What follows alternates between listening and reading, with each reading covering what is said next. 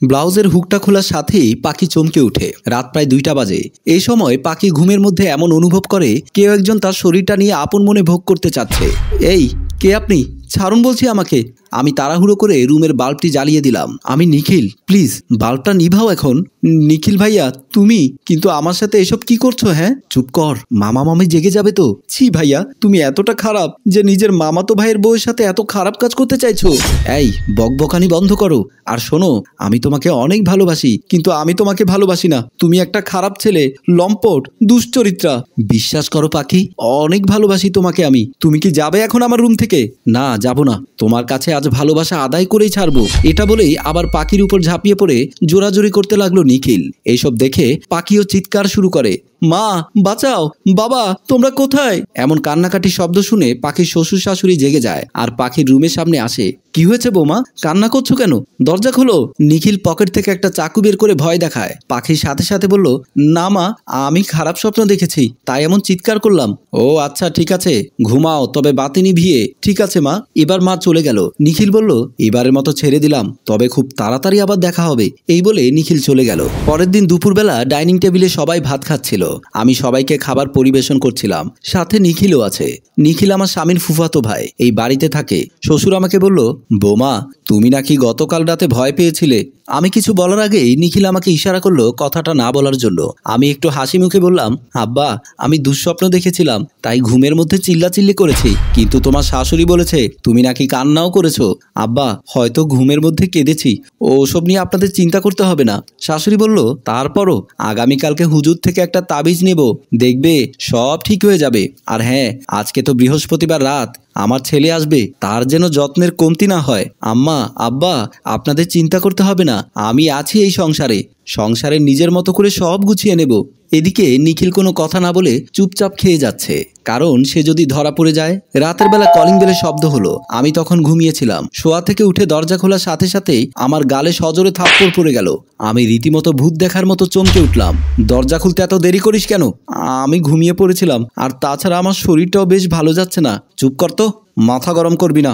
যা পানি নিয়ে আয় তাড়াতাড়ি, আমি ভাত খাবো। আমি পানি এনে উনার সামনে রাখলাম। শাড়ির আঁচল আঙুলে নিয়ে ঘুটাচ্ছিলাম। বলছিলাম কি, বেশ কয়েকদিন হলো আমার শরীরটা ভীষণ খারাপ, আমাকে একবার ডক্টরের কাছে নিয়ে যাবেন। কেন, শরীরে কি জং ধরেছে নাকি? এই তোদের মেয়ে মানুষদের এক সমস্যা, সারাদিন বাসাতেই থাকিস, সময়ে খাওয়া ঘুম সব হচ্ছে, তারপরেও বলি শরীর খারাপ। আজীব। আমি সত্যি বলছি, ইদানিং আমার রাত হলে জ্বর আসে, শরীরে অসহ্য যন্ত্রণা শুরু হয়, আর সারাদিন মাথা যন্ত্রণা হয়। উফ, তোকে বলছি না চুপ থাক। অফিস থেকে আসতে না আসতে এ হয় সে হয় শুরু করে দিয়েছিস। আমি যে সারাদিনে এত হাড় ভাঙা পরিশ্রম করি, কই আমার তো জ্বর আসে না। যত সব আজাইরা। আমি আর কথা বাড়ালাম না, গুটি গুটি পায়ে রুমে চলে এলাম।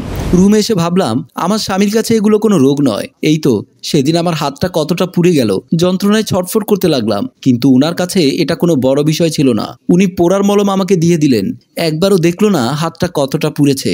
শুধু গম্ভীর সুরে বললেন, এই সমস্ত ছোট ছোট বিষয় নিয়ে বাচ্চাদের মতো আচরণ করবে না, আমার অসহ্য লাগে। তারপর নীরবতা ভেঙে ওয়াশরুমের দিকে গেলাম। সকালবেলা অফিসে যাবার সময় আমি তাড়াহুড়ো করে রান্না করলাম। আমার স্বামী ভাত খেতে বসলো, একটু মুখে দিয়ে বলল, এটা কি ধরনের রান্না হয়েছে? এত লবণ কি সস্তা হয়ে গেছে নাকি যে পুরোটাই ঢেলে দিয়েছিস? কাব্য খাবারের প্লেটটা আমার দিকে ছুঁড়ে মারলো, তারপর আমার চুলের মুঠি টেনে ধরে অশ্রাব্য ভাষায় গালিগালাজ শুরু করলো। 2-4টে লাথি থাপ্পড় মারলো। অসহ্য যন্ত্রণা হলেও নীরবে পড়ে থেকে কান্না করা ছাড়া আমার আর কোনো উপায় নেই। ভয়ে কুকড়ে গিয়ে বললাম, আমি আসলে অত ভালো রান্না পারি না, একটু সময় দিন, ঠিকই শিখে যাব। স্বামী না খেয়ে উঠে চলে গেলেন। আমি কেঁদে কেঁদে ঢাকনা দিয়ে সবকিছু ঢেকে রুমে চলে গেলাম। একটু পর আমার চোখে ঘুম চলে আসলো। ফুফাতো ভাই নিখিল চুপি চুপি আমার রুমে আসলো, আমার পেটে হাত দিয়ে হালকা চাপ দিল। আমি 420 শট খেয়ে চমকে উঠে গেলাম। আমি যখন চিৎকার দিতে যাব, নিখিল আমার গাল চেপে ধরে বলল, প্লিজ ভাবি, একটিবার সুযোগ দাও, তোমাকে ছাড়া সারা রাত ঘুমাতে পারি না, তোমার জন্য বুকের এক কোণে যন্ত্রণা হয়। কষ্টে তার হাত থেকে হাত ছুটিয়ে বললাম, তোকে একবার ক্ষমা করেছি, আর নয়। এমনিতে আমার স্বামীর সাথে মনোমালিন্য চলছে, আমার মন খারাপ, তার উপর তুই ডিস্টার্ব করছিস। এ কথা বলে নিচ থেকে জুতাটা নিয়ে ঠাস ঠাস কয়েকবার দিলাম। নিখিল অনেক চেষ্টা করলো আমাকে বোঝানোর, পরিশেষে আমার সাথে পেরে না উঠে পালিয়ে গেল। এমন সময় দরজার সামনে তালি মারতে মারতে আমার শ্বশুর আর শাশুড়ি বলল, বা বৌমা, পুরো ঘটনাটা আমরা দেখেছি, তুমি একটা উচিত কাজ করেছো। আমরা এমনিতে জানতাম নিখিলের চরিত্র খারাপ, আজ তা প্রমাণ হয়ে গেল। আমি দৌড়ে গিয়ে আব্বা আম্মা দুজনকে জড়িয়ে ধরলাম, বললাম আপনারা আমাকে ভুল বুঝবেন না। শ্বশুর বলল, বৌমা, আমরা এমনিতেই তোমাকে খুব লাইক করি, কারণ আমরা উপলব্ধি করেছি তোমার চলা ফেরা, অ্যাটিটিউড, বাচনভঙ্গি সবকিছু মিলিয়ে তুমি একজন পারফেক্ট পুত্রবধূ। আব্বা, কিন্তু আপনার ছেলে তো আমাকে লাইক করে না। চিন্তা করো না, আস্তে আস্তে ঠিক হয়ে যাবে। পরের দিন বিকেলবেলা আমার স্বামী অফিস থেকে এসে ওয়াশরুমে গিয়ে চেঁচিয়ে উঠলেন, নুসু, এই নুসু। নুসু হতদন্ত হয়ে ছুটে গেলাম, বললাম, হ্যাঁ বলুন। ফ্লোরে জামা কাপড় পরে আছে কেন? আমতা আমতা করে বললাম, স্নান করার পর ঠান্ডা লেগেছিল খুব, পরে ছাদে শুকাতে দেবো ভেবেছিলাম, ভুলে গিয়েছি। আমি নিয়ে যাচ্ছি কাপড়গুলো। দ্রুত কাপড়গুলো বালতিতে ভরে নিলাম। স্বামী বলল, সকালে তুমি একাই স্নান করো নাকি? আমি করি না, আমার ঠান্ডা লাগে না। আমি কিছু না বলে মাথা নিচু করে রইলাম। এমন সময় আমার শ্বশুর এসে আমার স্বামীকে বলল, তুমি দেখি বৌমার সাথে সবসময় রাগারাগি করো, ব্যাপার কি? স্বামী নির্লিপ্ত স্বরে বলল, ভুল করলে কথা শুনতেই হবে, এটা কেমন কথা? মানুষের কি ভুল হয় না? ও তো সব শিখে আসেনি, ভালোভাবে বললেও তো হয়। স্বামী গম্ভীর স্বরে বললেন, ওর পরিবার আমার যোগ্যতায় তো এতটুকু ছাড় দেয়নি। ভালো স্যালারি, বাড়ি, লম্বা ফর্সা, এসব দেখে তবেই তো মেয়ের সাথে বিয়ে দিয়েছে। তাহলে আমি কেন ছাড় দেব? ওনারা তো বুঝেননি একটা মানুষ সব দিক দিয়ে পারফেক্ট নাও হতে পারে। লোকটার ব্যবহারে এতদিন আমার ভীষণ রাগ, অভিমান, কষ্ট হতো, কিন্তু কথাগুলো শুনে মনে হতে লাগলো উনি তো ঠিকই বলেছেন। বিয়েতে ছেলে স্যালারি, যোগ্যতা দেখে তবেই তো পছন্দ করা হয়। যোগ্য ছেলে হয়ে কেন অপটু মেয়েকে সহ্য করবে?